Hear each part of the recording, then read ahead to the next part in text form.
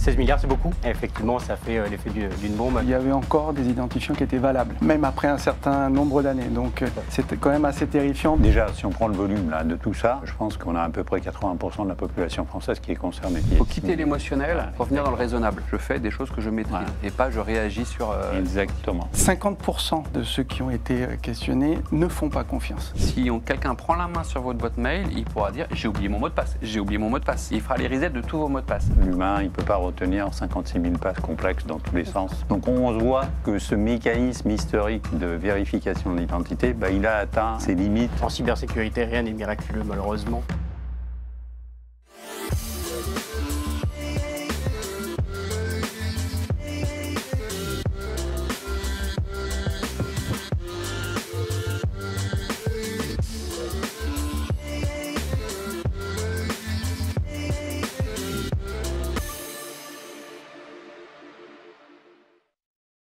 Bonjour à tous et bienvenue à cette nouvelle émission en cybersécurité de Risk Intel Media, aujourd'hui en partenariat avec Keeper Sécurité.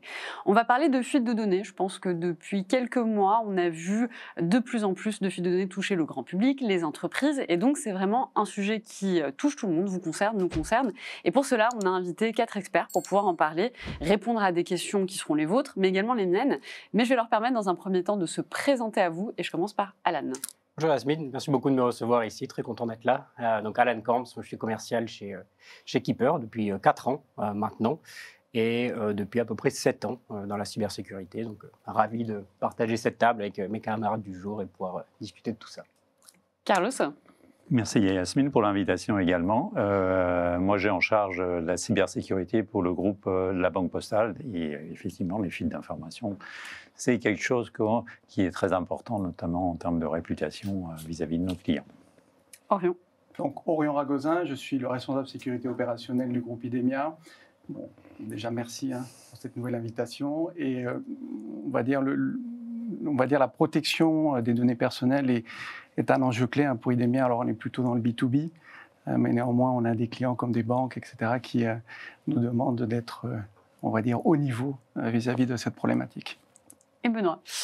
Merci Yasmine, bonjour à tous. Donc Benoît Moreau, actuellement je suis directeur cyber de Ariane Group et auparavant j'étais chez un industriel de la défense et auparavant je m'occupais de la cyber, de l'éducation nationale et de l'enseignement supérieur et de la recherche et avant j'étais à l'ANSSI. Tout ça pour dire que j'ai eu à dealer avec plein de différentes données avec des différents sujets de sensibilité.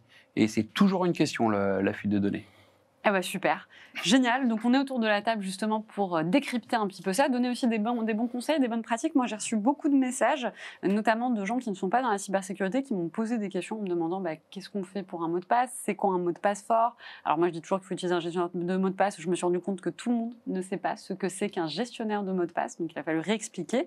Mais avant de commencer, je voulais revenir sur une actualité très très récente puisque c'était celle de la semaine dernière. Donc la semaine dernière, moi je me connecte comme tout le monde sur LinkedIn et je vois des posts partout alarmants de personnes, des experts en cybersécurité et pas, qui annoncent une nouvelle, celle de la fuite de près de 16 milliards de données, de mots de passe sur Internet. Donc ce serait la plus grosse fuite de données au monde, jamais vue. Donc je crois que c'était Cybernews qui avait justement relayé en premier lieu cette information. Donc moi j'ai creusé la question, d'autres personnes également, et on s'est rendu compte que finalement dedans vous aviez des anciennes données, des nouvelles, que c'était un peu une compilation. Je voulais avoir un peu votre avis. Qu'est-ce que ça veut dire? Qu'est-ce que ça vous inspire, vous, cet épisode? Effectivement, j'ai vu comme toi cette news la semaine dernière. 16 milliards, c'est beaucoup.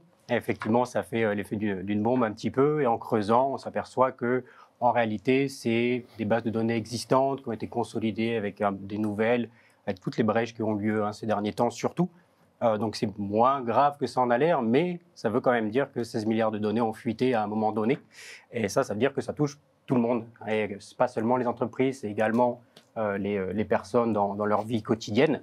Donc même si ce n'est pas 16 milliards de nouvelles données qui ont fuité, ça veut quand même dire que ces 16 milliards sont quand même accessibles sur le dark web par des assaillants potentiels.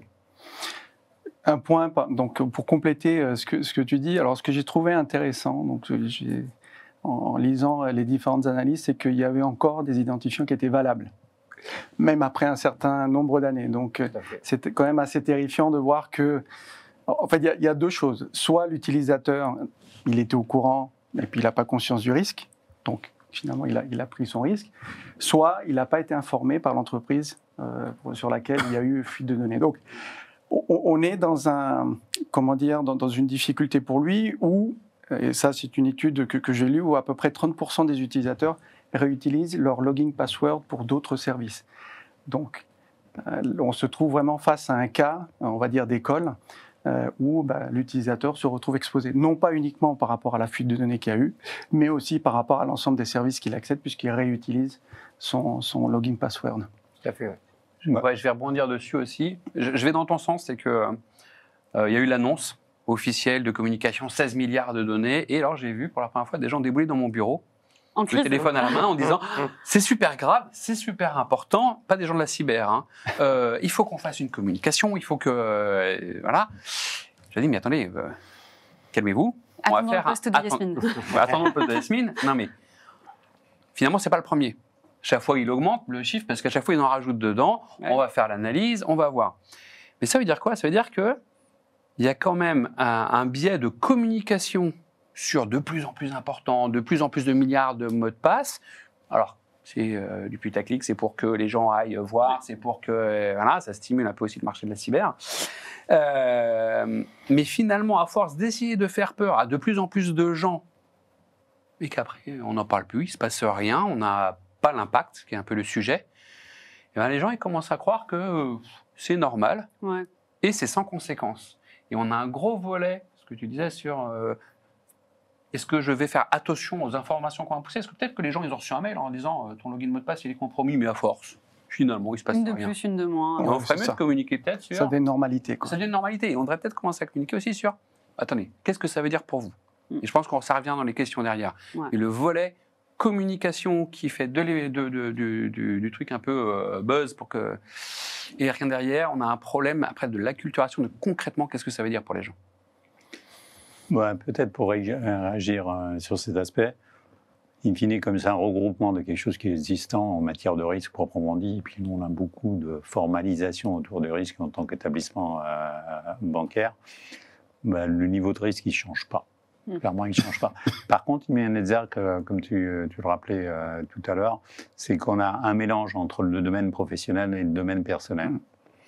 Et les niveaux de sécurité ne sont pas les mêmes, comme aussi un mélange entre ce que nous on appelle les entreprises et les prestataires qui travaillent pour ces entreprises. Et là aussi, on a un décalage de temps en temps qui, in fine, nous met à risque, même si les réglementations nous obligent à traiter maintenant aussi ce genre d'aspect.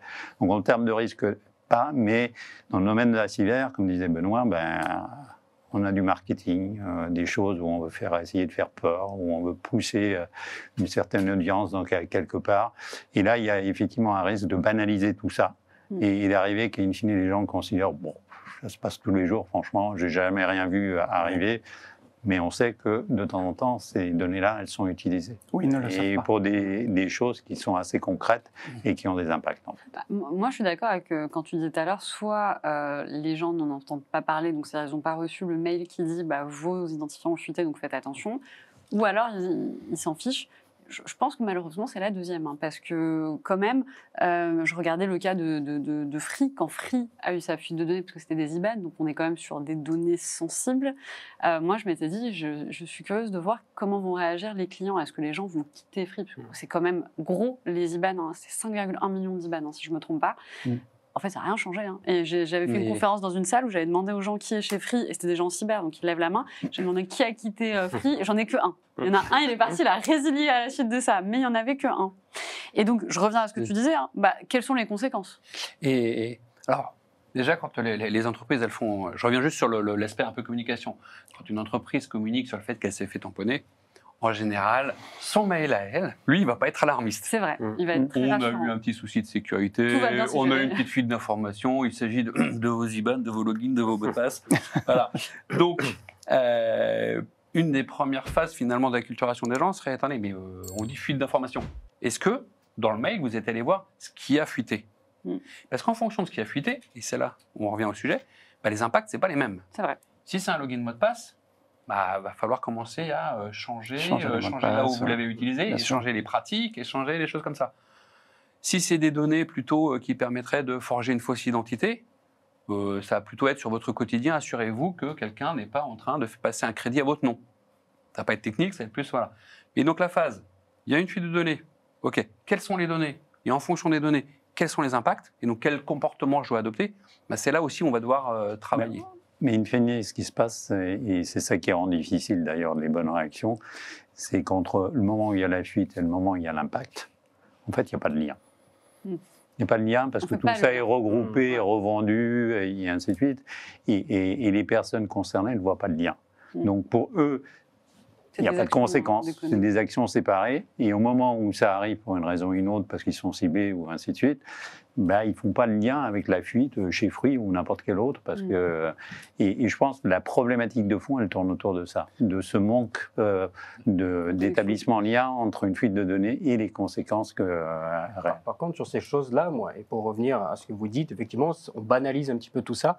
Mais nous, du point de vue éditeur, quand je parle aux clients, il y a quand même un aspect positif dans le sens où on va avoir des utilisateurs finaux qui commencent à se poser la question des mots de passe, là où auparavant, quand vous devez le voir au quotidien, quand vous essayez de pousser des nouvelles solutions de sécurité, les gens disent mais pourquoi on utilise ça, à quoi ça sert, etc.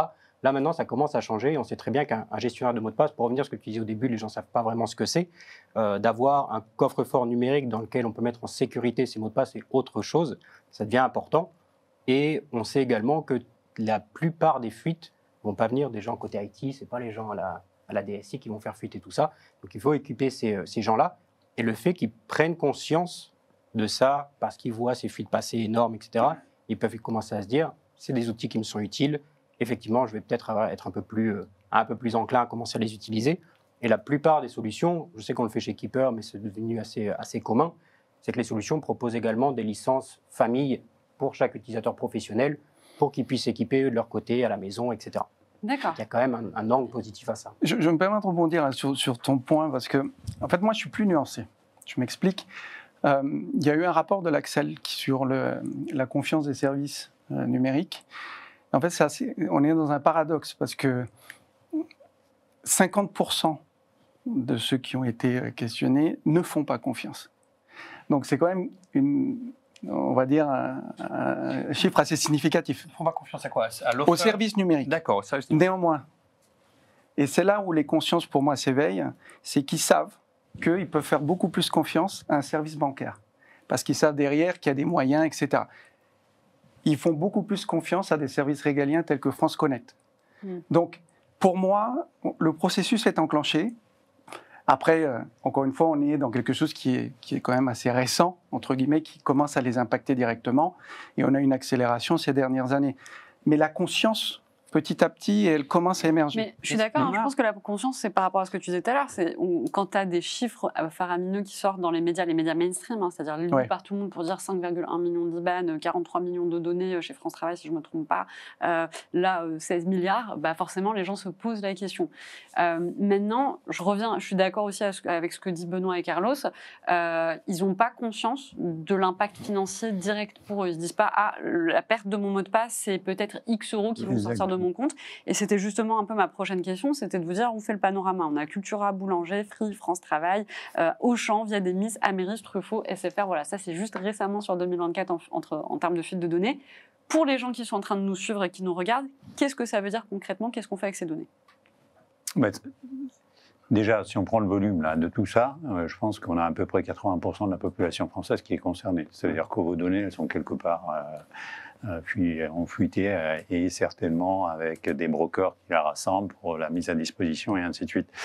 Donc ça veut dire qu'il y a une capacité au niveau des attaquants d'avoir des choses qui sont beaucoup plus ciblées, à les rechercher dans une finalité bien particulière. On a vu quelques cas autour de la crypto-monnaie dernièrement, où en fait, ces gens étant identifiés comme possédant des crypto-monnaies, et après, il y a des attaques vraiment ciblées sur ces personnes-là, dans lesquelles, du kidnapping, etc. Enfin, vous avez entendu tout ça dans les journaux.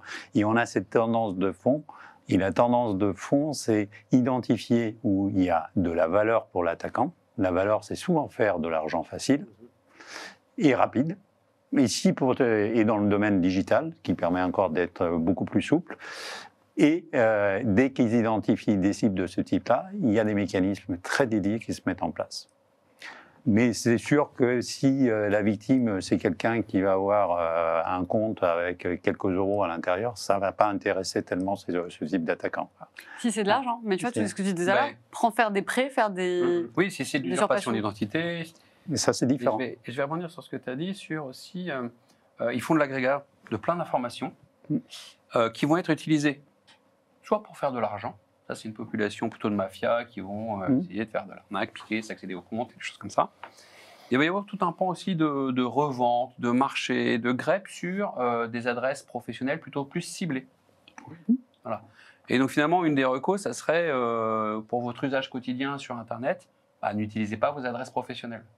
Déjà. Parce que dans tous ces agrégats, s'il y a une de vos adresses pro, vous pouvez être sûr qu'elle sera filtrée, listée, il y aura des greps, elles seront sorties. Elles seront identifiées comme adresse à valeur. Et si jamais les credentials qui sont associés avec cette adresse sont utilisables quelque part, surtout sur le SI de IT entrant, là, vous pouvez être sûr que ça va être utilisé. Pour parler dans ton sens, en fait, quand tu regardes les finalités qu'ont les attaquants, tu as une finalité, ça va servir, c'est ce qu'on disait tout à l'heure, comme moyen d'attaque. Comment je vais faire une attaque plus ciblée et ainsi de suite. Il y a une autre finalité, c'est une marchandise, parce qu'il y a des brokers de ces datas dans tout ce qui est le monde des attaquants, le dark web et ainsi de suite. En fait, il y a de la revente qui se fait en fonction de la valeur de la donnée.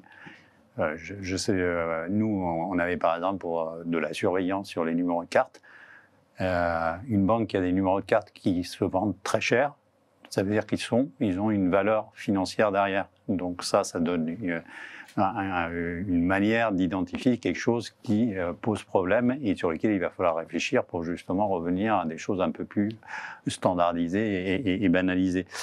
Et puis, après, on a la finalité derrière. Qu'est-ce que recherche l'attaquant ? Ça peut être, je recherche, ces données vont me permettre, j'en sais rien, d'accéder à de la donnée sensible de mon concurrent, parce que ce n'est pas forcément que le financier qui guide tout ça. On voit quand même un certain nombre de choses qui sont de nature différente. Et c'est cette finalité, valeur de données et finalité de l'attaquant qui guide un petit peu tout ça et qui motive tout ça. Pour compléter, ça dépend effectivement des secteurs qui sont attaqués. Par exemple, tout ce qui va être de la free, par exemple, ils vont récupérer énormément d'adresses email sur lesquelles ce sera du phishing qui sera poussé. Les données de retail, on sait que c'est utilisé justement pour récupérer des cartes bancaires parce que les gens vont mettre leurs cartes pour faire des achats dessus. Tout ce qui va être donné dans le domaine du médical, derrière, on va avoir des données sensibles sur les gens pour faire l'usurpation d'identité. Donc, ça dépend vraiment de tout ça. Et le fait d'avoir ensuite ces bases de données consolidées avec l'avènement des IA, etc., ça va permettre de pouvoir filtrer et avoir toutes ces données rangées bien comme il faut et avoir ces différents types d'attaques ciblées selon les... De partage pour finalement rendre ça, on va dire, concret. Donc nous, typiquement, on a une surveillance un peu de tous ces credentials et on essaie de capter les hits. Et donc effectivement, dès qu'il y a une fuite, il y a une augmentation du nombre de hits et on voit bien d'où ça leaké, etc., avec l'adresse email, finalement, l'entreprise qui est utilisée. Donc j'abonde dans le sens de Benoît. On a beau prévenir les utilisateurs qu'il faut dissocier professionnel, personnel. On voit bien, je pense qu'ils en ont conscience, mais voilà, l'utilisateur va aussi chercher la simplicité. Et donc, tout est aussi question de défense en profondeur. On ne peut pas laisser un accès VPN uniquement avec un login password aujourd'hui, c'est un peu suicidaire. Donc voilà, il faut complémenter ça. Et le deuxième point que je voulais aborder, il me semble que c'est dans le rapport de la CNIL, cet aspect de virement, par exemple, SEPA, maintenant utilisé au niveau des IBAN, c'est maintenant dans le top 10 des risques qui viennent d'apparaître dans le rapport 2024. Donc on voit bien que la tendance émerge. Je pense que de plus en plus d'utilisateurs vont être, en tout cas de citoyens vont être impactés. Et encore une fois, la conscience viendra de ça. Mais peut-être là, tu soulignes un point qui me paraît assez important, c'est que historiquement, pour aller vérifier l'identité d'une personne, on utilise le login mot de passe, clairement. Et ce login mot de passe, aujourd'hui, si on veut qu'il soit efficace, il faut lui donner des paramètres dans tous les sens pour qu'il ait une robustesse. Et ça, c'est contraire à l'humain. L'humain, il ne peut pas retenir 56 000 passes complexes dans tous les sens. Donc, on se voit que ce mécanisme historique de vérification d'identité, il a atteint, je dirais, ses limites quelque part, et qu'il faut penser à des choses dans lesquelles tu as prononcé un mot qui me paraît très important, que ce soit facile pour l'utilisateur final.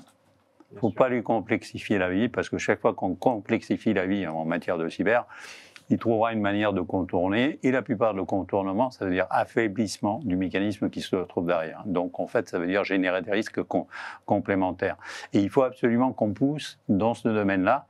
Et d'ailleurs, les régulateurs nous aident beaucoup, parce que tout ce qui est, alors je vais employer du jargon technique, genre authentification forte, c'est-à-dire des choses où on utilise au moins 2 facteurs de complexité dans la vérification de l'identité. C'est des mécanismes sur lesquels on peut aller vers des choses beaucoup plus simples à travers des objets que tout le monde a au quotidien. Je disais l'autre jour, s'il y a une chose que les gens retournent chez eux le matin lorsqu'ils l'ont oublié, c'est leur téléphone portable. Voilà. C'est rare qu'ils restent toute une journée sans avoir leur téléphone portable. Il faut utiliser cet outil qui a de la valeur pour l'utilisateur final, de telle manière à mettre des fonctions de sécurité simples autour de cet outil-là, parce qu'il a l'habitude de l'avoir sur lui et d'utiliser au quotidien. Il y a plein de fonctionnalités pratiques, et il faut aller dans cette tendance pour justement augmenter ce niveau de vérification des identités qui, en fait, est la vraie faiblesse, c'est celle-là. C'est ça, quand tu parlais de réutilisation des mots de passe, et les gens réutilisent leurs mots de passe s'ils n'ont pas de solution pour faire autrement, ils vont les réutiliser dans leur quotidien et dans l'entreprise. Et je crois que c'était justement Cybernews qui avait sorti un rapport cette année, les mêmes qui ont sorti justement les 16 milliards. C'est ça, où ils avaient regardé 200 fuites entre avril 2024 et 2025, je crois. Ils regardaient qu'à l'intérieur, ils retrouvaient à 94% des mots de passe réutilisés à plusieurs endroits. Ouais. Et ça, c'est le gros risque en entreprise. C'est-à-dire qu'on peut faire ce qu'on veut. Si jamais les gens se font attraper via du phishing sur leur mot de passe free et qu'ils le réutilisent en entreprise parce qu'ils n'ont pas d'autre choix, forcément, c'est là que les problèmes arrivent. C'est vrai que moi, quand j'interviens et qu'on me pose la question quelles sont les solutions, j'en donne toujours 2. Utiliser un gestionnaire de mots de passe, parce que ça répond à ce que tu disais, c'est-à-dire que tu ne peux pas avoir 50 mots de passe complexes, c'est pas possible. Sinon, tu vas les écrire sur un papier. Or, on n'arrête pas de dire aux gens de ne pas les écrire sur un papier qu'on peut perdre. Tu vas les mettre sur un dossier sur ton PC, mais alors si demain tu as un malware sur ton PC, le dossier il est volé. Donc voilà, le gestionnaire de mots de passe, c'est une bonne alternative. Ça génère des mots de passe assez complexes. D'ailleurs, moi je les connais pas. Donc en fait, si vous ne connaissez pas, c'est une bonne chose. Même moi, je connais pas mon propre mot de passe. Et le deuxième, c'est un peu ce que tu disais par rapport au téléphone, c'est la double authentification. La double authentification, ça sauve des vies. Et si je devais donner un conseil, c'est si vous devez l'activer qu'à un seul endroit, votre double authentification, c'est votre boîte mail. Parce que finalement, vos boîtes mail permettent de faire le reset de tous vos mots de passe, de tous les comptes, de Darty, de Decathlon, de tout ce que vous voulez.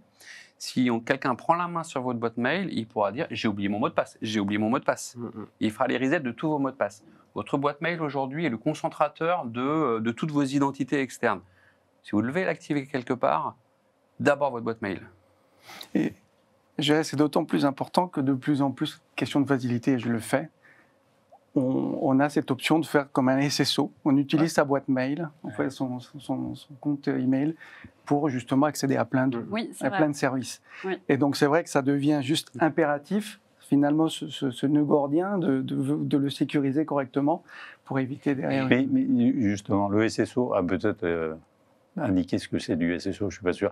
Voilà, c'est la propagation de l'identité d'une application à l'autre.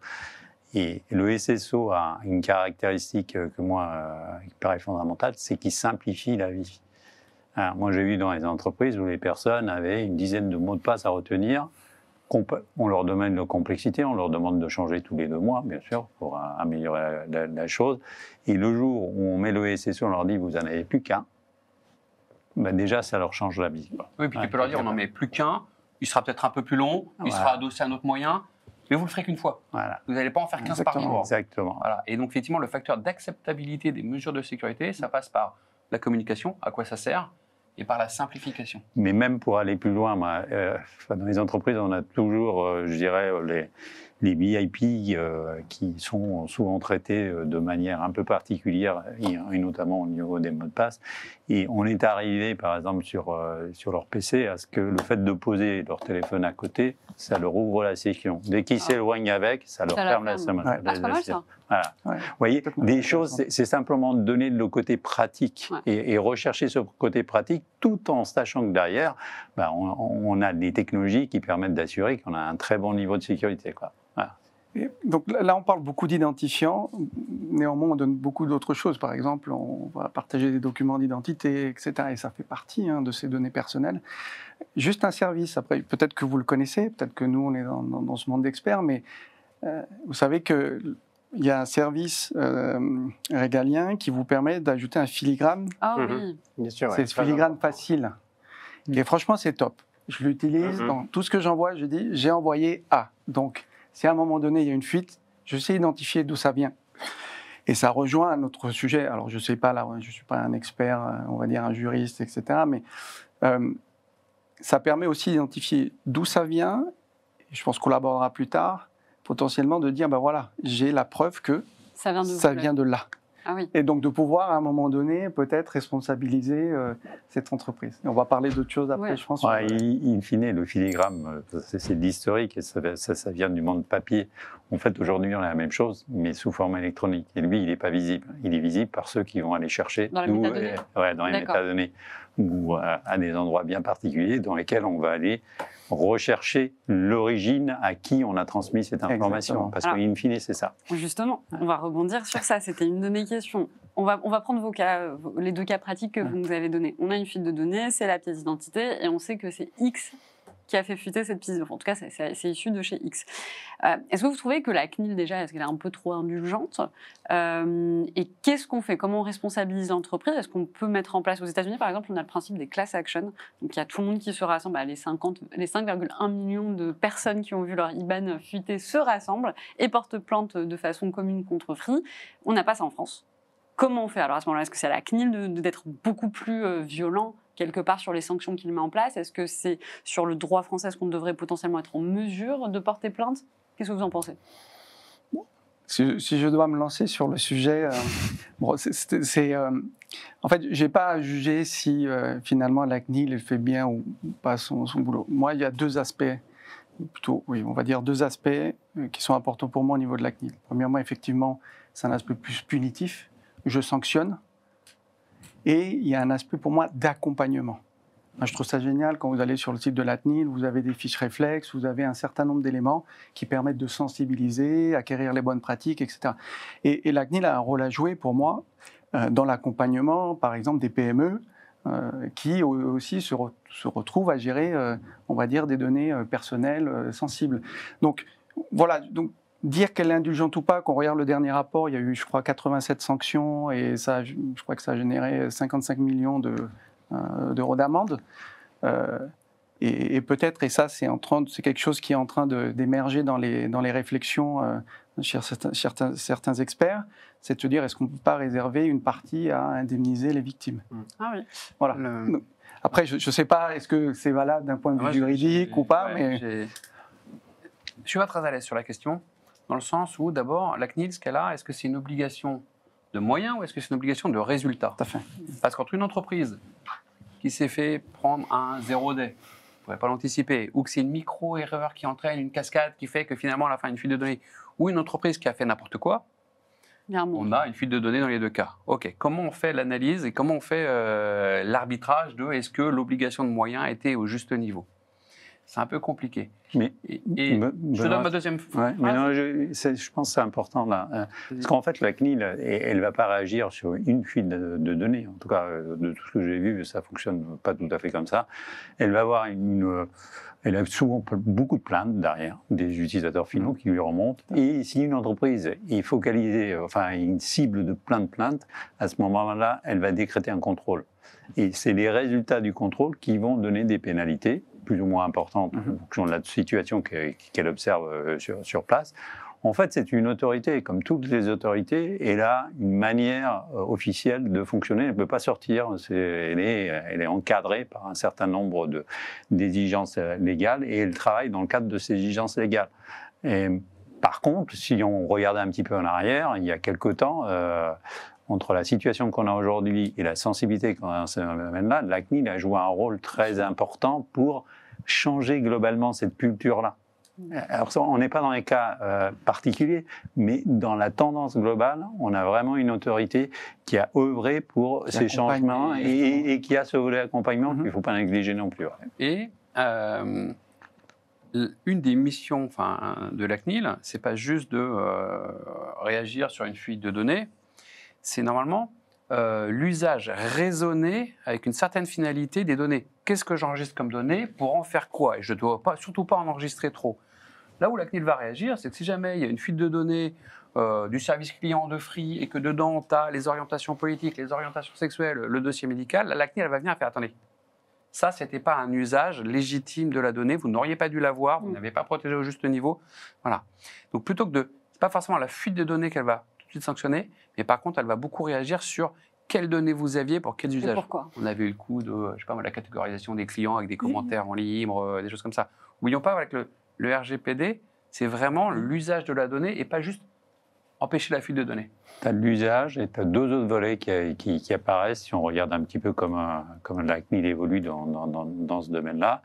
D'abord, elle va mettre des exigences aussi en matière de sécurité, que l'appelle je ne sais plus, des bonnes pratiques, entre guillemets, mais c'est du droit soft, mais in fine, c'est comme si c'était le droit dur, quelque part. Et puis, et là aussi, tout un tas d'éléments, c'est qu'une donnée, avec un usage bien particulier, parce qu'il faut le classifier, on ne peut pas la garder dans la durée éternellement. Et on sait très bien que dans les entreprises, historiquement, les purges, on n'en faisait pas beaucoup, quoi, hein, quelque part. Et que toute la culture qui commence à apparaître, c'est que ces données-là, si on a une finalité sur 10 ans, au bout de 10 ans, il faut les faire disparaître. Après, même si ce n'est pas simple, techniquement parlant, de temps en temps. Hein. Là où je reviens sur les différents points, effectivement, c'est important que les entreprises soient responsables d'une certaine manière, mais là où je rejoins Orion, c'est quid des utilisateurs finaux. Et dans le cadre de Free, alors je prends Free, mais ça pourrait être n'importe qui, qu'est-ce qu'on en fait? Et je pense qu'à ce niveau-là, il y a peut-être un manque au niveau législation, parce que concrètement, que vaut notre donnée? Si quelqu'un s'introduit chez vous et vous vole votre télé, vous avez des recours. Ici, quelqu'un vous vole vos données, à quoi ça correspond? Et c'est pas tangible, c'est difficile, et pour l'utilisateur final, il se retrouve sans rien. Alors, le cadre légal existe. J'ai un peu creusé le sujet, il y a une loi de 2016 sur la modernisation de la justice, et ce sujet-là est abordé. D'accord? Mais il y a une certaine complexité par rapport aux class action aux US. C'est-à-dire que, ce sont des associations qui doivent être agréées, d'accord? Donc, c'est pas n'importe qui peut se lancer à dire, OK, je monte un groupe et puis je mène une action en justice. Donc, il faut qu'elles soient agréées. Ça reste malgré tout complexe. Il faut engager des frais. Et en fait, finalement, les indemnisations, est-ce qu'elles sont au bon niveau pour dire, voilà, j'ai donné de mon temps, j'ai donné de l'argent et puis au final, je vais peut-être récupérer une centaine d'euros. Est-ce que ça vaut vraiment la peine? Alors qu'aux États-Unis, si on prend le cas de Equifax en 2017, il y a eu une class action, indemnisation pouvant aller à $20 000 par personne en fonction du préjudice subi. D'accord? Et là-bas, la logique est un peu différente, puisque c'est un vrai système qui se monte autour de ça, et les avocats ne sont pas rémunérés, on va dire, on ne les paye pas en avance. Ils sont rémunérés sur le montant de l'indemnité. Donc voilà, il y a tout de suite une motivation supplémentaire. Je vais réagir sur... Alors j'ai une question à vous poser et réagir sur un thème. Là où je vais réagir, c'est que ça réembraye, c'est le préjudice subi. Parce que finalement, c'est là. C'est quoi l'impact?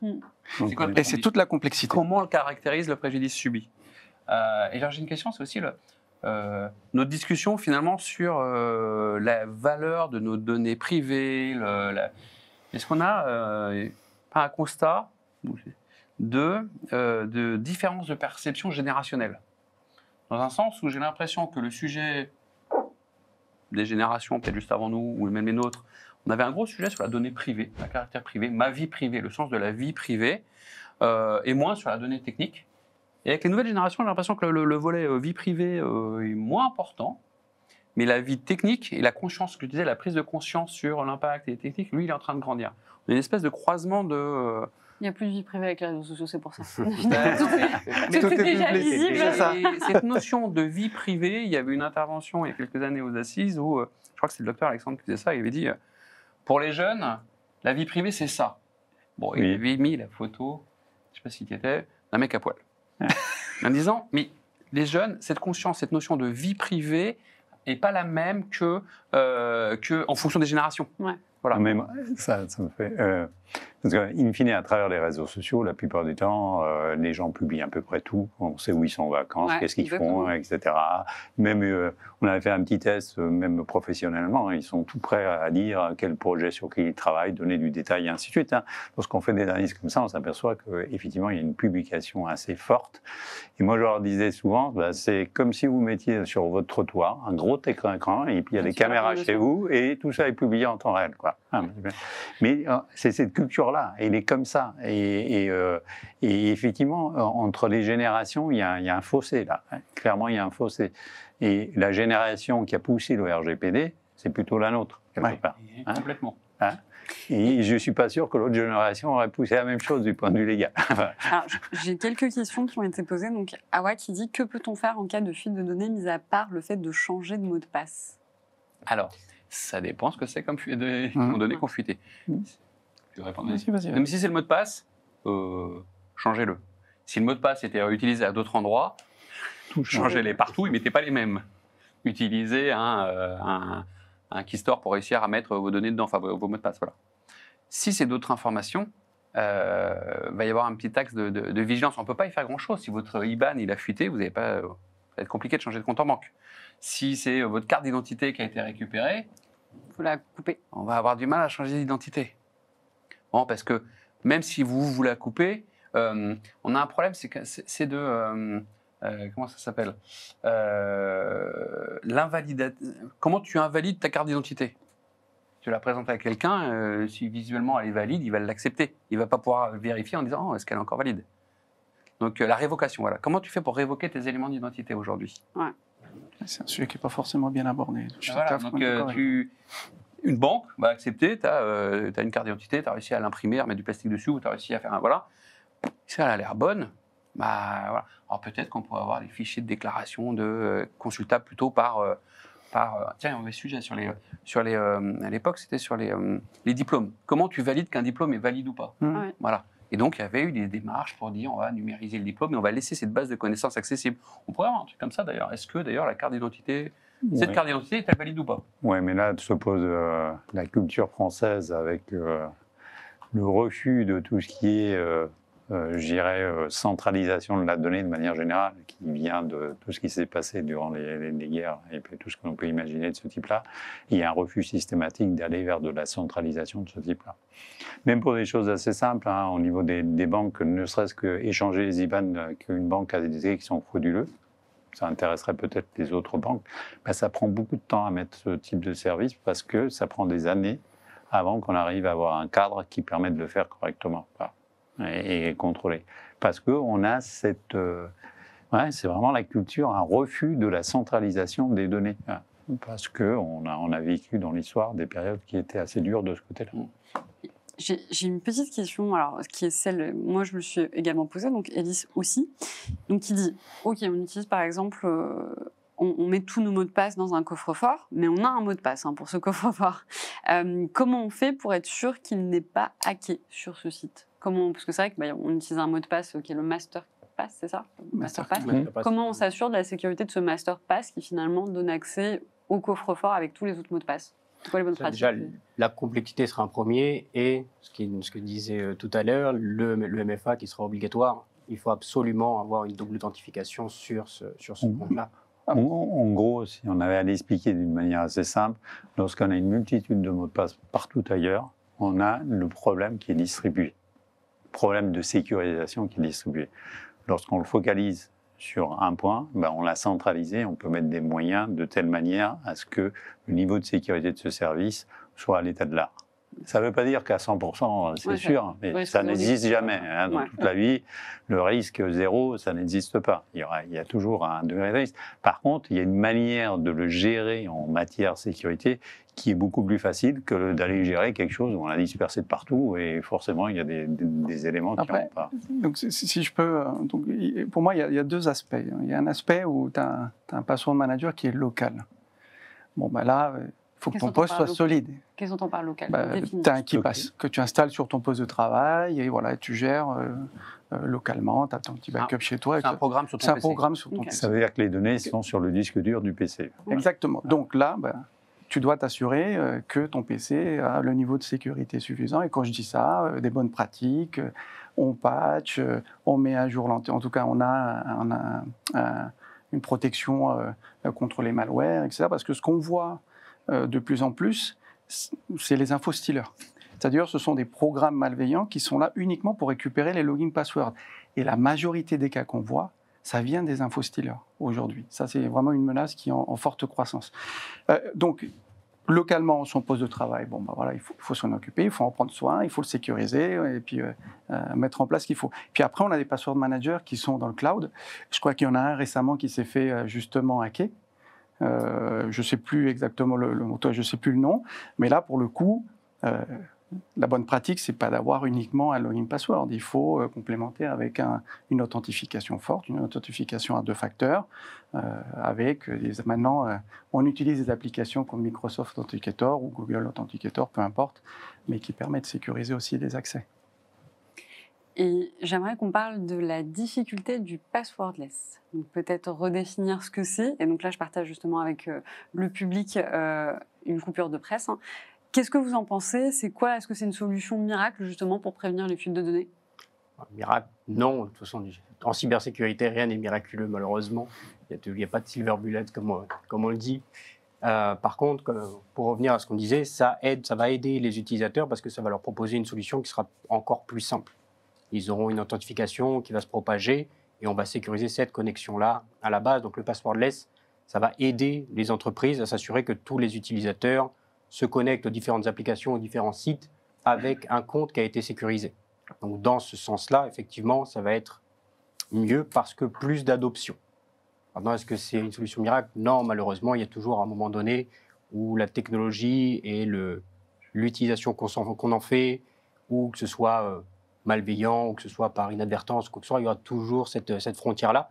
Mais par contre, en cybersécurité, c'est connu, hein, comme le soulignait ici Carlos, c'est que plus on va avoir des solutions simples, plus elles sont adoptées, donc plus la sécurité globale sera améliorée. Alors, je rebondis. Du coup, quand vous pensez votre côté éditeur, vous construisez votre solution, et moi, j'ai pas mal discuté avec des éditeurs. Je leur posais très souvent la même question, c'est est-ce que vous avez, dans le process de construction de votre outil, intégré en fait le fait que ce soit facile pour les Bien sûr. utilisateurs? C'est une des Donc ça, premières choses à mettre en place. Il faut que ce soit utilisé Que ce soit facilement. intuitif, simple, que quand les gens se connectent à l'ordinateur, qu'ils n'aient pas à aller chercher à droite à gauche, faire 3 clics pour pouvoir se connecter. Il faut que ce soit simple. Ils arrivent sur leur site, ils s'y connectent de la même manière que d'habitude, que ce soit en utilisant leur bookmark ou en tapant leur adresse. Ils arrivent dessus.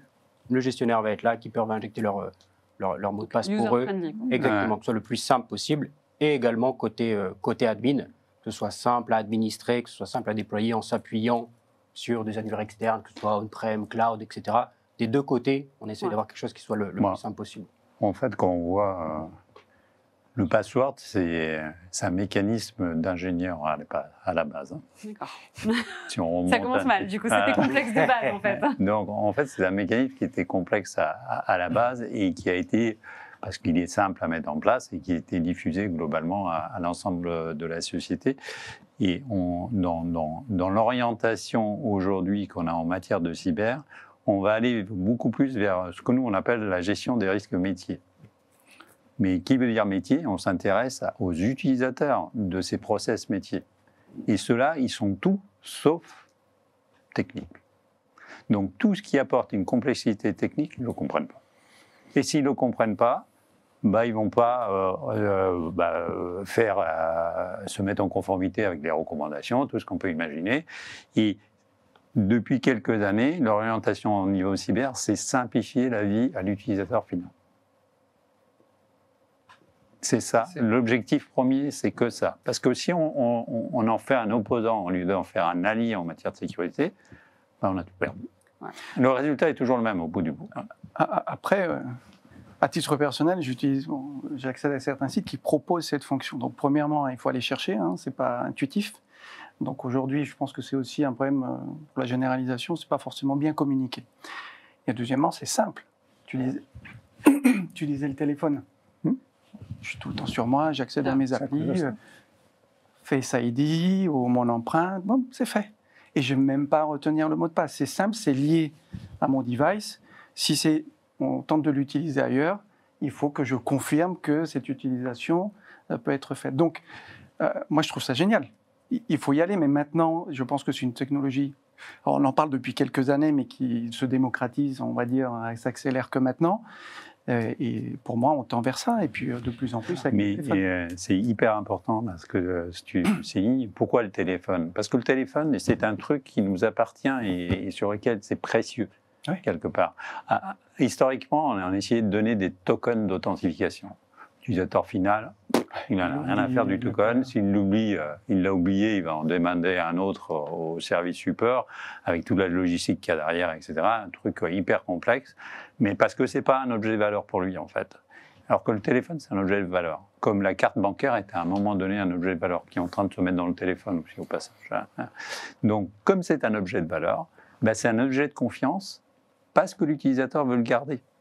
Et donc, si on allie on fait un lien en matière de sécurité sur cet objet de valeur par rapport au service critique et comment vérifier l'identité à travers ça, localement, on peut lui donner toute liberté. Il veut que ça soit, j'en sais rien, ses empreintes, puis il utilise ses empreintes, et ainsi de suite.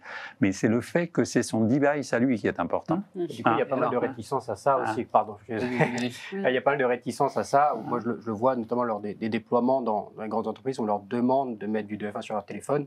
Il y a encore beaucoup de gens qui ne souhaitent pas mettre sur leur device personnel des données de l'entreprise, etc. Donc il y a autre chose et il y a d'autres technologies, tout ce qui va être FIDO avec Windows Hello par exemple, qui peuvent remplacer, mais le principe est là. Mais ce device-là, effectivement, parfois ça leur est tellement cher que... Si tu le vois à titre privé après. Si tu le vois à titre privé, c'est facile. Ça s'enflamme. En fait, tu l'utilises, peu importe. C'est parce que c'est l'entreprise. Effectivement, il y a des complexités, mais à titre privé, ils vont le faire. Donc, je voulais juste mettre le doigt sur un warning, sur tous les utilisateurs qui vont utiliser leur téléphone comme moyen d'authentification fort. Faites-le vraiment. Bien sûr. Par contre, si jamais vous perdez votre téléphone, vous faites quoi? Il y a toujours dans les solutions de MFA où vous utilisez votre device, il va y avoir des clés à sauvegarder dans un coin, il va y avoir des choses. Pensez à, si jamais je perds mon téléphone, j'en fais de quoi? Alors vous pouvez faire l'exercice, vous laissez votre téléphone dans le placard et puis vous dites, OK, maintenant je fais comment pour regagner l'accès à mes...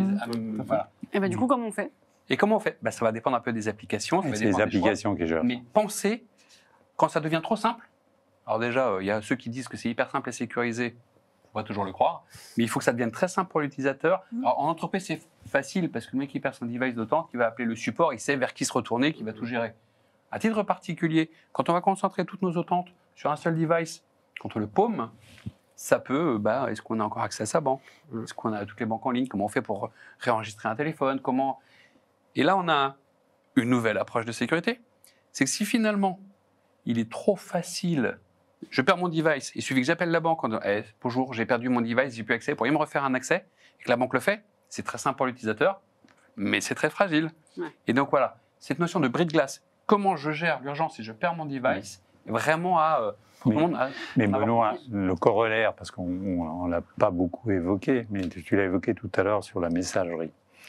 En fait, tu as le device et souvent tu as la boîte mail qui est associée à côté. Et c'est celle-là qui permet effectivement de venir réinitialiser à travers les applications le fait que j'ai perdu mon device et que j'ai besoin d'avoir un nouveau accès. Mais là, tu as les deux clés qui sont souvent utilisées, le device et ta messagerie. Oui. Et alors, ayez plusieurs mails, parce que on pourrait en faire une émission à part entière. Alors, justement, moi, je vais casser l'ambiance. Alors, c'est vrai que je suis la première à donner toujours comme conseil de faire de la double authentification. Et moi, je suis pour le SMS, parce que je suis d'accord avec toi, mon téléphone est collé à ma main, je le verrai tout de suite. Et en plus, c'est une bonne indication, parce que si vous recevez un SMS qui vous dit « voici votre code », c'est que quelqu'un essaye de se connecter. Donc, il faut tout de suite changer le mot de passe.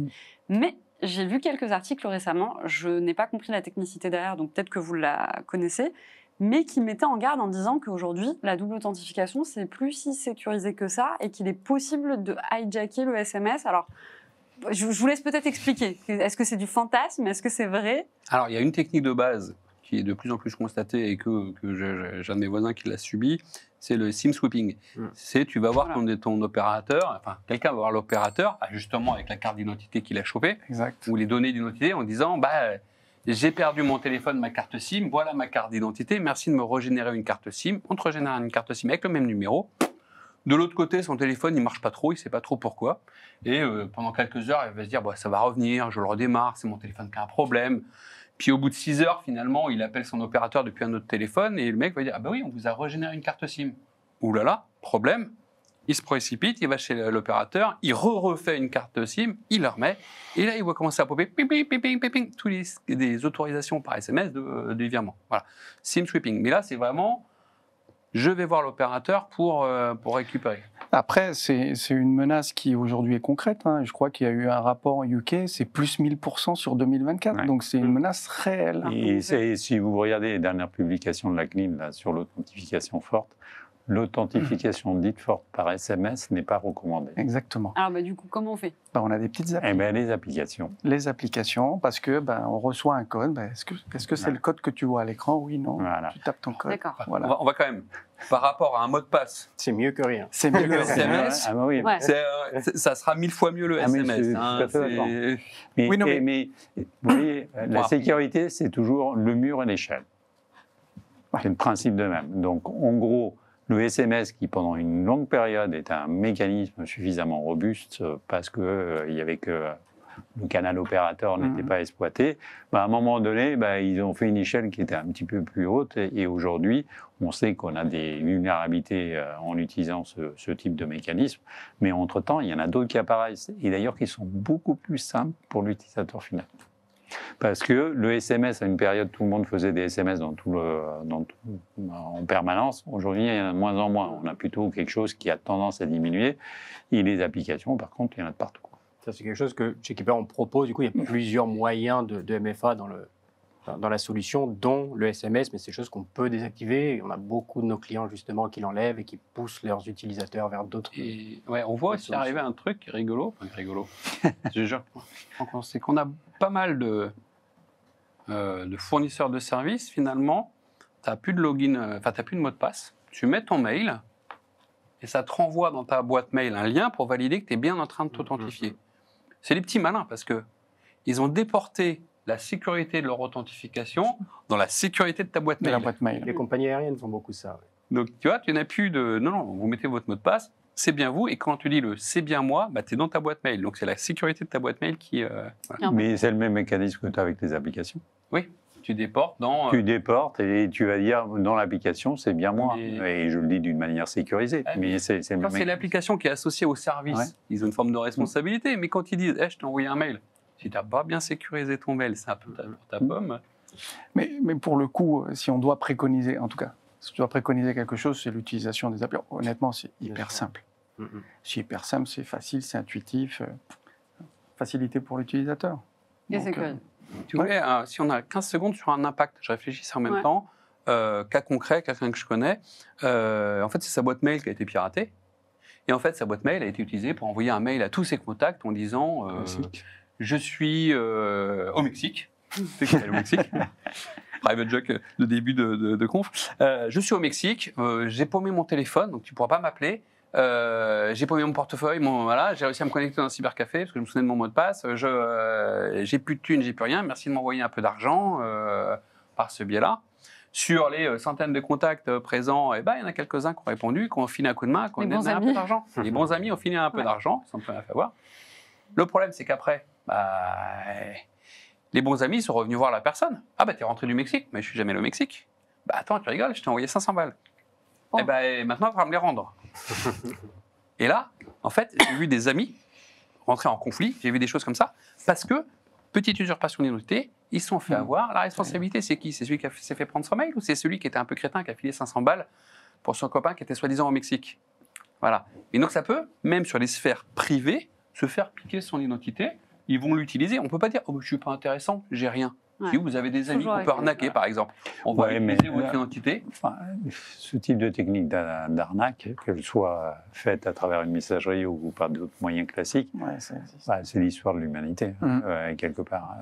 C'est Et ils vont toujours trouver une manière de faire à un instant donné, quelque part. Donc, je dirais que c'est assez naturel, quel que soit en fonction des capacités et ainsi de suite. Par contre, ça, je dirais, ça n'a pas des impacts sociétaux de manière générale. Ah non, Les là, impacts, vraiment- c'est des impacts ponctuels à un moment donné, avec C'est des- mais on n'a pas quelque chose où on a vraiment un impact sociétal dans sa globalité, parce que s'il y a nos mécanismes de base en matière de vérification de l'identité, ils tombent. Voilà, c'est toute la D'accord. société qui peut tomber avec, quelque part, parce que la plupart des services aujourd'hui sont digitaux, quoi, et on a toujours le point d'entrée qui est cette vérification de l'identité, quelque part. Voilà. Non, on parlait des impacts un peu individuels. C'est des attaques à bas coût, Ouais. c'est-à-dire qu'ils vont envoyer. Maintenant, en plus, avec l'automatisation, les IA qui vont pouvoir réagir, répondre, tout ça, ça va être fait par des bots qui enverront, ils auront une adresse mail, ils vont envoyer des mails à tout le monde. Certains vont répondre, ça fera un peu d'argent. C'est pas un impact majeur sociétal, je suis d'accord. Par contre, c'est un truc qui se propage. Bien sûr. Et individuellement, si vous êtes, même si c'est du SMS, vous serez une cible plus coûteuse à attaquer. Et peut-être que vous ne serez pas dans le scope. Peut-être que tous ceux qui ont juste un login mot de passe bête, ils se feront Ouais. avoir. L'idée de la cyber, souvent, c'est aussi d'être un peu mieux que d'être un peu plus cher à attaquer, quoi. Ouais, mais- Ah bah, c'est toujours pour ça. finir, C'est pour toujours finir là-dessus, ce que tu disais, c'est important, c'est que ces attaques de phishing, si on compare les attaques de phishing d'aujourd'hui avec les attaques de phishing ne serait-ce qu'il y a 3-4 ans, ça n'a rien à voir. Il y a 3-4 ans, on recevait des emails qui étaient mal écrits, Claqués au avec sol. 4 polices différentes, etc. C'était simple de le voir. Aujourd'hui, non. Et pour les gens qui nous écoutent et justement qui ne sont pas techniques, aujourd'hui, on a des emails qui sont vraiment Ils sont clean. bien faits. ouais. Et donc voilà, c'est pour ça qu'il faut Comment faire tu reconnais un attention. mail de phishing? C'est celui qui n'a pas de faute d'orthographe. Alors non seulement ils sont plus clean, il n'y a plus de fautes d'orthographe, il n'y a plus de fautes de grammaire, mais en plus le monde s'est ouvert à eux parce qu'avant c'était plus compliqué peut-être pour un hacker chinois, coréen ou à l'autre bout du monde de faire un beau mail en français. Maintenant il te le fait comme le Parisien du 16e arrondissement et donc tu le vois pas effectivement, tu vois pas que c'est une arnaque. Il le fait, et en plus, en utilisant toutes ces données-là qui traînent dans la nature, il le personnalise. Tu contextualises. C'est vrai. Contextualise. C'est vrai Et que le alors, mix c'est des ça deux, qui là, met ouais. en confiance. Et ça, c'est très difficile. Et in fine, il faut changer les comportements. Il ne faut pas avoir une confiance par défaut. C'est-à-dire, j'en sais rien, moi, quand j'étais à l'école, on me faisait faire des règles de 3 là, pour vérifier que le chiffre que j'obtenais là, il avait du sens ou pas de sens. C'est ce sens commun qu'il faut qu'on retrouve, en fait, quelque part. Et c'est lui qui va permettre réellement de se dire, mais ça me paraît bizarre, c'est pas normal, quoi. La meilleure règle de sécurité, c'est on est dans le monde digital, ça va très vite, on répond vite, on agit vite. Prenez 5 minutes, respirez. J'ai un cas là, je connais où un mec justement, il se faisait taper sa crypto-monnaie. Il était appelé en urgence, voilà, sur un truc qui était censé être piraté depuis 3 mois, et il devait réagir tout de suite. Et on dit, mais Ouais, si l'urgence. ça fait 3 mois, Ouais. c'est peut-être plus à 2 heures près. Prends le temps de réfléchir. Exactement. Prenez le temps de réfléchir. Pas Le nom de la réagir dans personne, rappeler, demander un numéro. Si c'est les C'est- banques, demander le nom de son banquier, ce genre de... Ou retrouver un autre canal, un canal que vous avez l'habitude de Utiliser. contacter. Je ne sais pas si c'est votre banque, vous avez un canal habituel. Oubliez celui-là, reprenez le canal et faites une confirmation. En faisant ça, là, vous êtes revenu dans, je dirais, la manière habituelle de prendre contact avec votre prestataire et vous allez très rapidement vous apercevoir si c'est vraiment une demande qui vient de ce prestataire ou si c'est quelque chose qui Il faut quitter l'émotionnel pour venir dans le raisonnable. Je fais des choses que je maîtrise et pas je réagis sur... Exactement. Mais après, on est tellement habitué aujourd'hui à parler à de moins en moins de personnes, que tout est digital, que juste le fait de prendre le téléphone pour confirmer qu'il y a plein de gens qui disent... Mais ça permet, on a parlé tout à l'heure de confiance numérique. Et c'est bien d'avoir des gens qui n'aient pas confiance. Voilà, ça permet aussi d'être éveillé face à la menace. Et bien, on arrive à la fin de cette émission, justement. Mais c'est vrai que c'est un sujet qui concerne et qui est large. Hein, tu le disais tout à l'heure, Carlos. Il y a même des bouts du sujet sur lesquels on pourrait faire à lui tout seul une émission d'1 heure. Donc, merci beaucoup, en tout cas, d'avoir répondu à mes questions. Merci également au public qui nous a suivis. Vous avez posé des questions. Je n'ai pas pu répondre à tout le monde. Mais j'ai vu qu'il y avait des personnes, justement, de Keeper qui donnaient des infos. Donc, c'est bien. Ça répondait. Donc, génial. C'est mon nouveau modérateur. Donc, top. Et puis, surtout, merci de nous avoir suivis. Et C'était hyper intéressant d'échanger avec vous. On était donc en partenariat avec Keeper, hein, puisque forcément, ils ont un gestionnaire de nos mots de passe. Donc, ça a du sens par rapport à la thématique d'aujourd'hui. N'hésitez pas à la regarder si ça vous intéresse. Et puis surtout, je vous revois en septembre, parce que c'est fini pour la saison 1 de Risque Intel. On a eu... je crois quasiment 25 émissions depuis le mois de janvier.